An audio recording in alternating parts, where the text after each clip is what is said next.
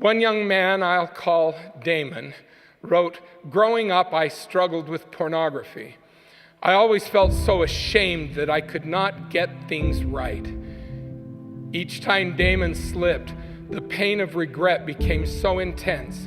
He harshly judged himself to be unworthy of any kind of grace, forgiveness, or additional chances from God. He said, I decided I just deserved to feel terrible all the time. I figured God probably hated me because I wasn't willing to work harder and get on top of this once and for all. I would go a week and sometimes even a month, but then I would relapse and think, I'll never be good enough. So what's the use of even trying? At one such low moment, Damon said to his priesthood leader, maybe I should just stop coming to church. I'm sick of being a hypocrite. His leader responded, you're not a hypocrite because you have a bad habit you are trying to break. You are a hypocrite if you hide it, lie about it, or try to convince yourself the church has the problem for maintaining such high standards. Being honest about your actions and taking steps to move forward is not being a hypocrite. It is being a disciple. This leader quoted Elder Richard G. Scott, who taught, the Lord sees weakness differently than he does rebellion. When the Lord speaks of weaknesses, it is always with mercy.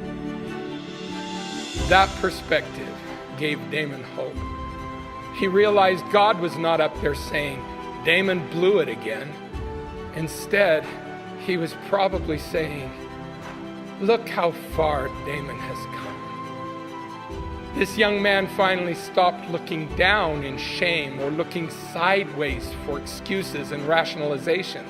He looked up for divine help, and he found it. Damon said, the only time I had turned to God in the past was to ask for forgiveness, but now I also ask for grace, his enabling power. I had never done that before.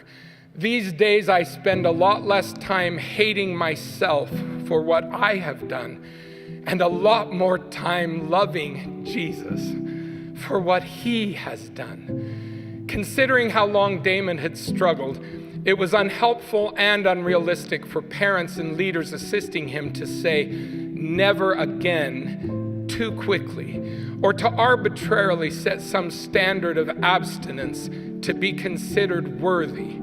Instead, they started with small, reachable goals. They got rid of the all or nothing expectations and focused on incremental growth, which allowed Damon to build on a series of successes instead of failures. He, like the enslaved people of Limhi, learned he could prosper by degrees.